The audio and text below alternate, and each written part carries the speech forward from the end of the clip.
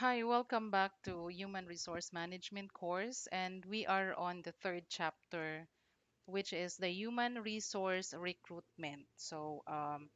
This chapter will be discussing the following points: how the different methods of human resource recruitment are done, know the advantages and disadvantages of the different methods of recruitment, the two major sources of manpower. We are going to identify which method is more effective, more appropriate, applicable, and less expensive to use in recruiting manpower. We also have to define recruitment terms and get the proper human resources for the organization, right?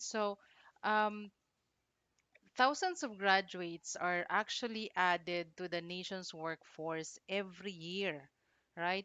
The graduates come from either high school or college because with the K to 12, when the K to 12 started, it's actually geared towards high school being accepted in the workforce na, di ba? So the high school graduates are usually seeking manual labor for both in industry and in the agricultural sectors, while the college graduates are seeking employment based on the courses they have taken. So you have courses, di ba? Drafting, automotive, etc. So um, you are going to look for jobs that are dependent or that are related to your course. Unfortunately, our country cannot provide them the employment that they need because we actually lack labor or jobs. No, kulang tag trabaho, walay available nga trabaho, both in government and in the private sectors. So in view because of this, the labor market is actually wide open to the industry and other business enterprises. Now, looking at these statistics that I'm showing you, 8.7% is our unemployment rate. So 8.7% times how many millions we have. So yung anak kadaghan ng mga unemployed, walay trabaho.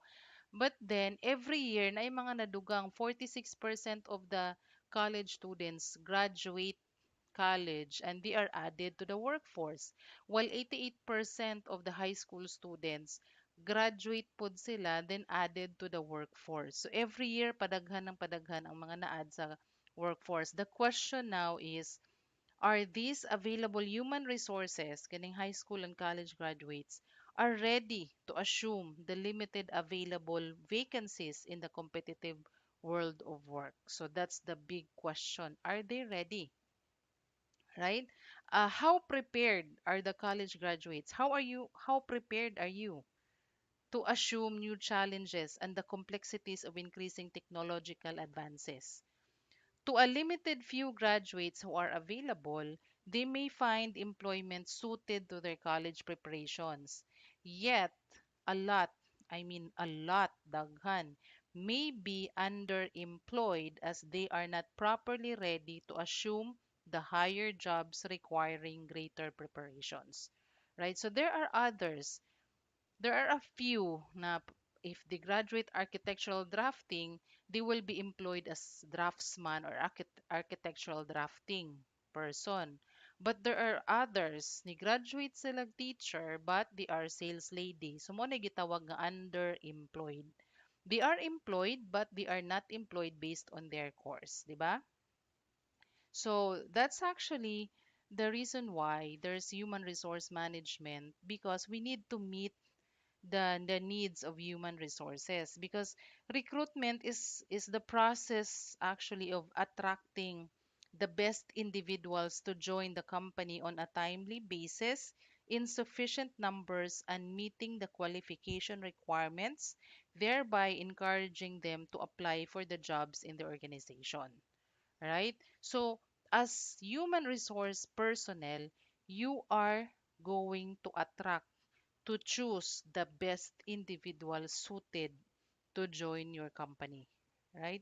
The process starts as soon as the need for additional personnel is identified. So the moment that your company identifies or accept the fact that you need an additional personnel, then that is when the recruitment process starts, right? So, and companies actually are looking for individuals or for available human resources in or what I mean is there are two major sources of candidates.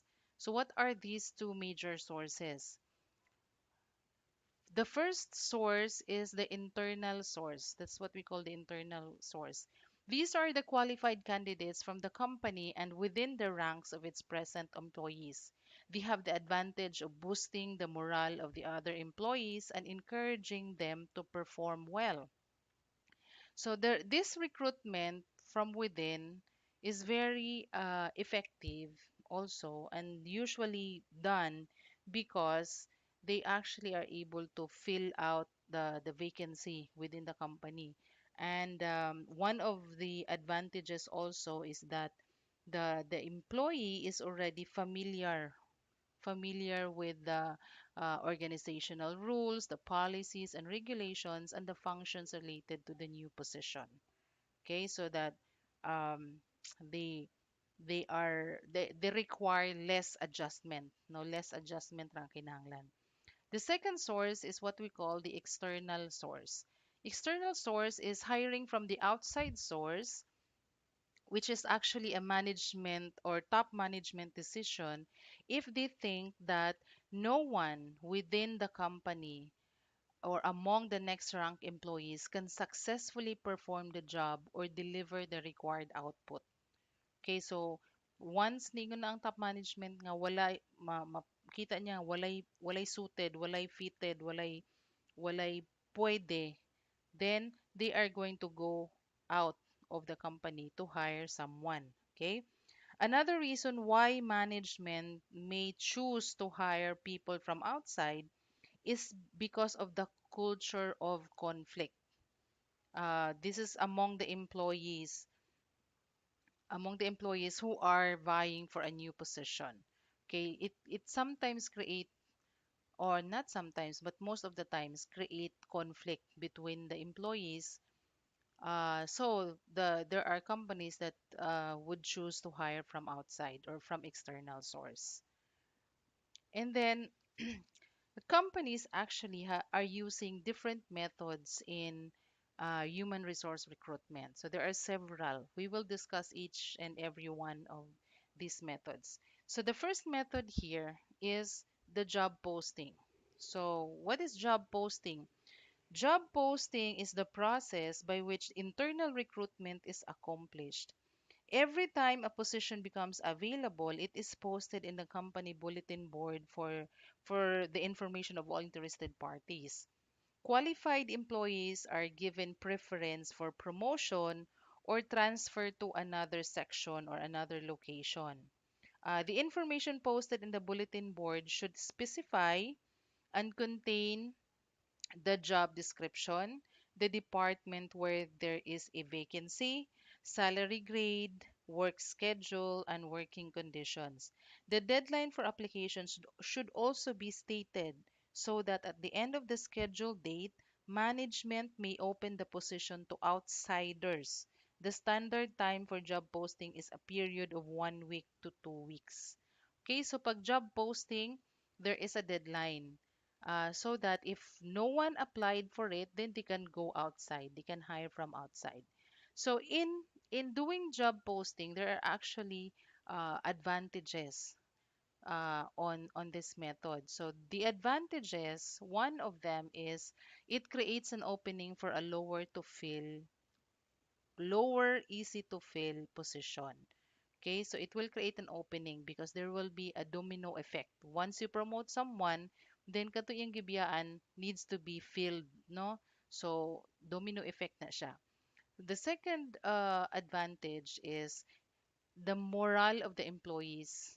If the employee is boosted, right? Knowing that they will be given the opportunity to be hired or to be promoted, it is going to give them morale. It will boost their morale, no, their willingness to do good, so that they are going to be promoted.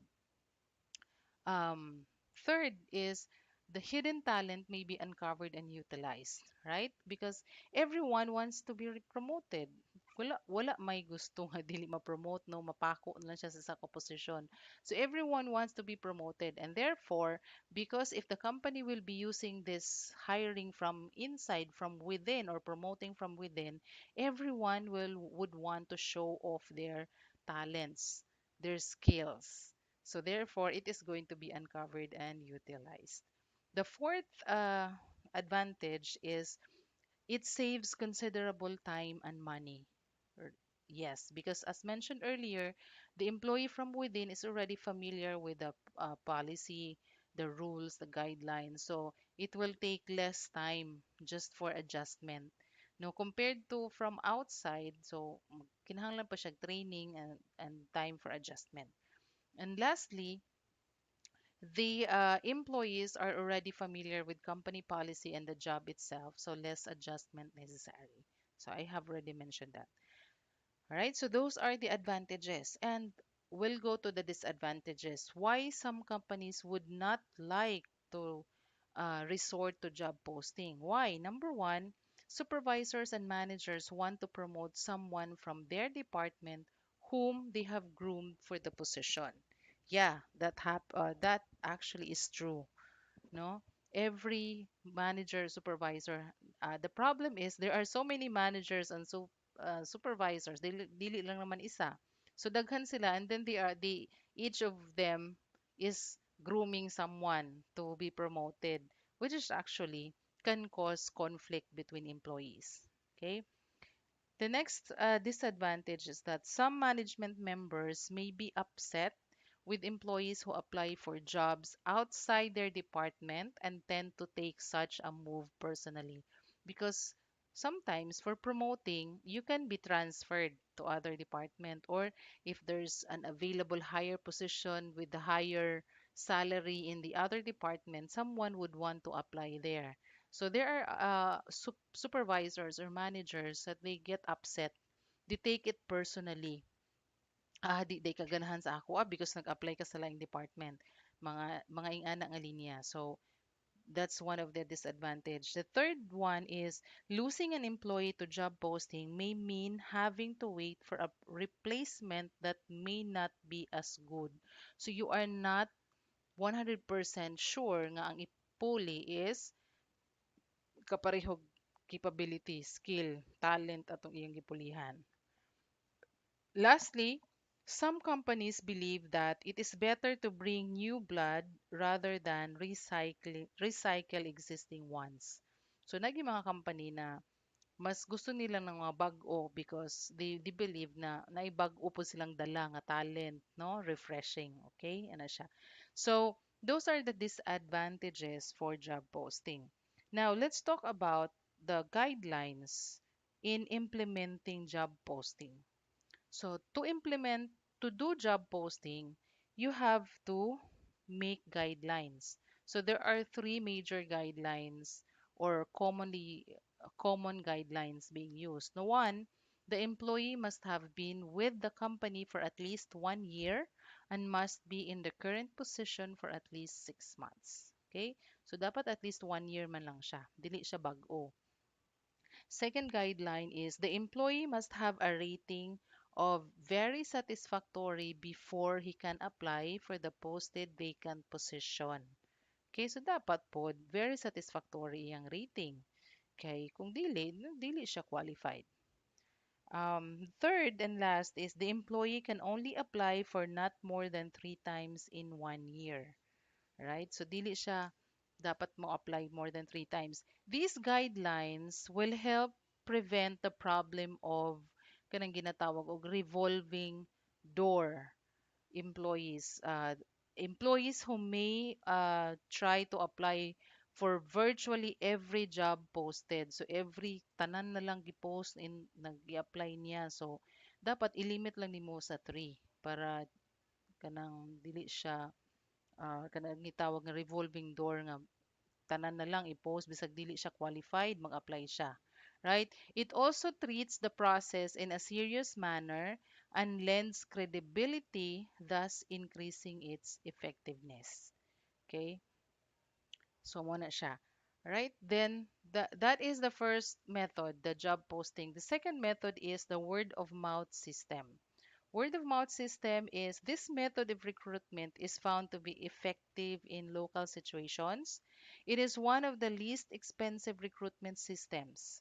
So as soon as people learn that there's a job opening, the word spreads around, 'di ba? Mahilig tayo sa chismis. The department head tells other department heads, the employee talks with other employees, and then it spreads out to the company's community of friends and families. This is very common in a locality where there are a few jobs available and more applicants want to get employed, right? So dali ra kay mukalat ang chismis. This one is actually least expensive, but there are two major disadvantage. Okay, or there are two precautionary actions, measures that you are going to look into. One is that this can promote regionalism. Regionalism may dominate over the company employees. For example, Tagalogs will recommend those from the same region, or Ilocanos will recommend those from the Ilocano regions po, 'di ba? So, ang regionalism dili mabalance.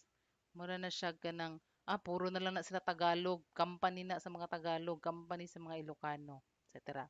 Second is pulling of strings and the padrino system may prevail in the hiring of employees that discriminate against other applicants who may be more qualified. 'Di ba? Nami nga na, gi-refer man ko ni mayor, gi-refer ko ni kapitan, gi-refer ko ni talpulano, talpulana. So, mo na yung mga duha ka disadvantage in the word of mouth method. The third method is the advertising media. Okay, this is one popular and very effective means of soliciting applicants in human resource management. Okay, so you can advertise through media like newspapers, magazines, radio, or television. Careful planning in terms of content, timing, and location can generate a large response, usually resulting in hiring. So you have to be careful with your content kung unsa imong ibutang sa imong advertising media. So in order for you, the advertising media should reach the target clientele or the target audience, and it should be designed according to several guidelines. So the following are the guidelines for advertisement. Number one, for special skills, the ad must clearly stipulate the skills required. Right? So you have to specifically put there. If you want an engineer, you want to specifically put it that it should be he or she should be a mechanical engineer, right? Or if you want an engineer that can also sing, you have to specify that you want an engineer that can sing, 'di ba? So that the applicants who cannot sing will not have to waste their time in applying, and you don't have to waste your time interviewing them since they do not fit the skills that you need. Second is in scouting for talent, the wording of the ad should be specific. Yeah, very related, right? Specific yun ang imong wordings. Third is for applicants who want to know all about specifics, the ad must contain the duties and responsibilities of the position. So namang giuban hiring manager, tapos salary na dayon, qualification, etc. Dapat napoy uban mas gusto nila ibutang nimo ang specific unsay duties and responsibilities. So hiring secretary say duties, answer phone calls, call clients, record meetings, etc. So dapat i-specific nimo o unsa ang mga responsibilities, duties sa position nga imong gi-post. Then be direct. Sorry. Include the details where the applicant should send the resume or biodata or where to apply personally if required. So of course, imo gyud na siyang i-include asa nimo i-send. Pwede bang email or naabay PO box address o naabay physical address or naabay phone number nga pwedeng tawagan. So you have to specify that para dili sila masaag. And then you have to be direct and straightforward in wording the ad. So naara po na siya sa specific, no. Dili ka paligoy-ligoy, which is also connected to the next one, which is you have to avoid cute and unprofessional phrases as it may reflect on the image of the organization. So kung unsay imong gi-wording diha mo reflect yun na sa organization. So kung murag sounds joking ra na imong kuan, so dili pud seryosohon ang imong company, right? And then hire an advertising agency if you are not sure of what to put in the ad. So kung di gini mo kaya, you have to hire someone to do it for you. Lastly, for hiring executive positions, the services of a consultancy agency may be employed.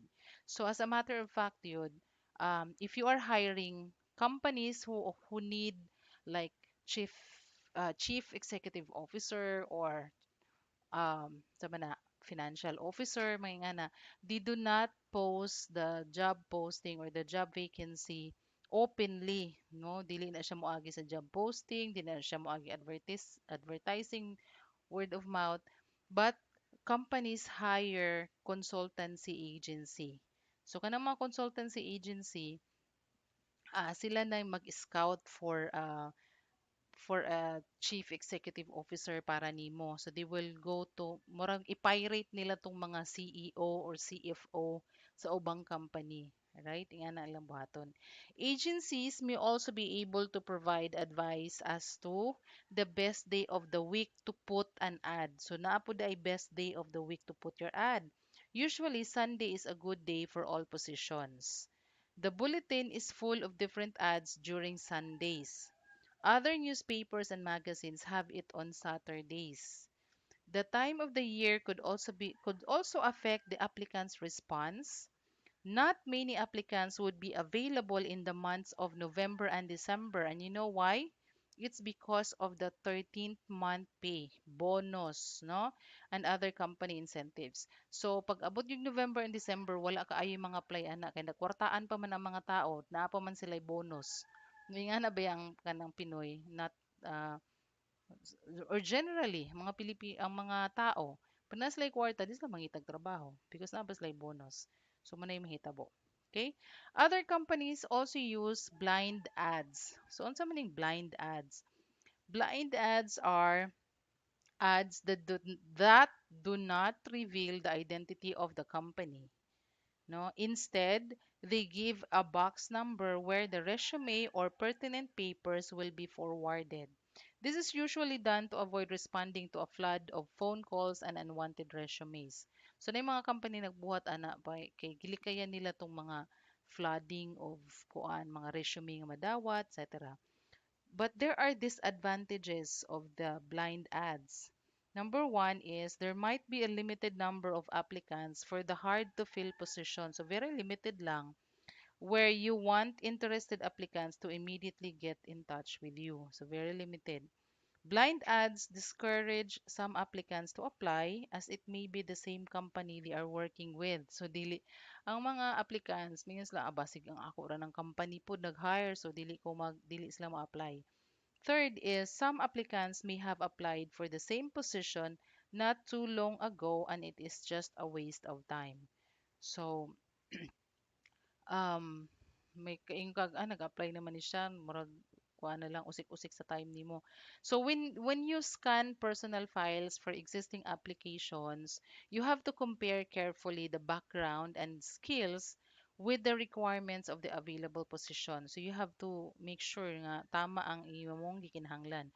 Also, you have to review the notes of the previous interview and if possible, talk to him or her in person. There are those applicants who may not be able to pass the initial interview due to several reasons or noon sa siya nga kalibangon ba siya or wa siya kapamahaw, etc. Or they may be qualified but there were not many positions available at the time of filing the application. So you have to keep the record para pwede nimo siyang balikan, no? Right? So let's go to the fourth option or fourth method. The fourth method is the walk-ins or gitawag po ni siyang write-ins, write ba sulat, write-ins and unsolicited applicants. So these unsolicited applicants could be a possible source of outsourcing employees. They are not, however, treated very seriously by the human resource because kanang wala man hiring. So the receptionist or the human resource management, they do not take them seriously, but they do accept, no? Most most often, the application letters or resumes are put in the waste basket or at times put in file without even looking at the potential qualifications of the applicant. So nga na gyud na siya if walk-ins and write-ins. Dili na siya usually. But there should be guidelines that we have to follow since you will be working in the human resource department. So there are walk-ins and write-ins. So you have to put guidelines so that they will not be put into waste. Luoy po ka itong mga nag-submit ni imurang gilabay sa waistband. So guidelines should be, you should make sure that applications are organized or categorized into different skills or qualifications. So i-categorize na nimo siya kay mga kahibaw sa panahon, di ba? Na mag-resign, daghan mag-resign sa inyo, na mga sakit, na mag-retire. So you have to fill those positions. A day of the week must be scheduled for the interview of the applicant. So you have to schedule at least once a day to schedule interview for those applicants, no? So that you will be able to gauge kung kinsa ang pwede, kinsa ang possible, no, makonsider for hiring in the future.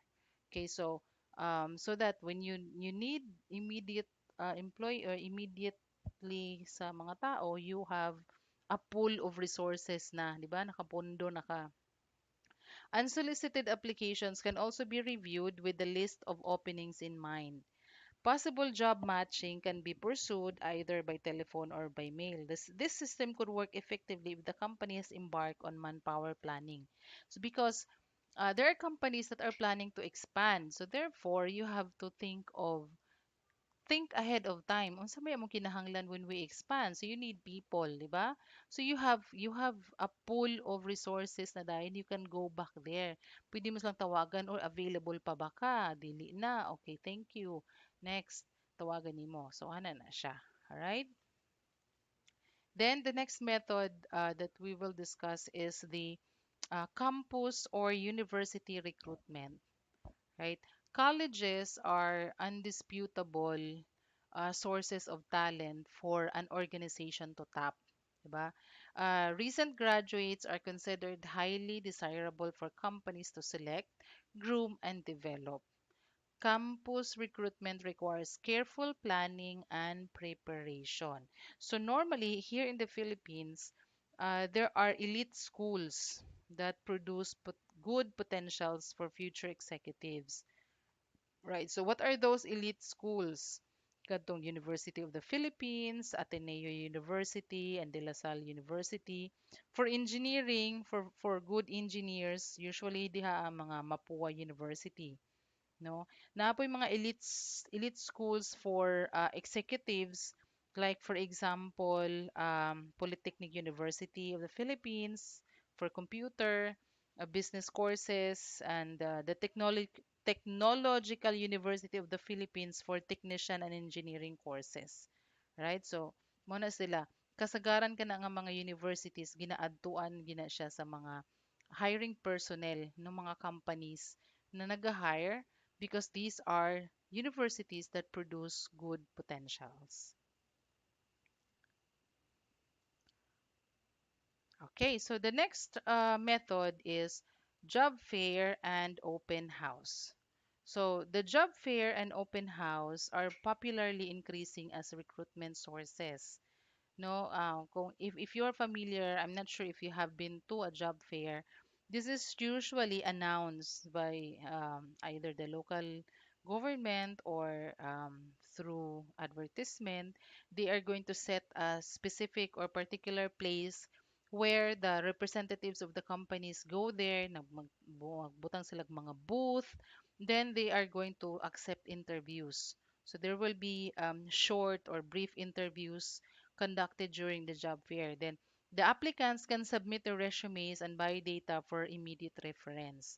So those who are found to be qualified are called for further interview. So, schedule na din na sila to go to the company's office where they are going to go further test, further interview, qualification checks, etc. Then, the participating company may choose to exchange information about the candidates depending on their needs. So, napo na slay ka na murag networking bitaw.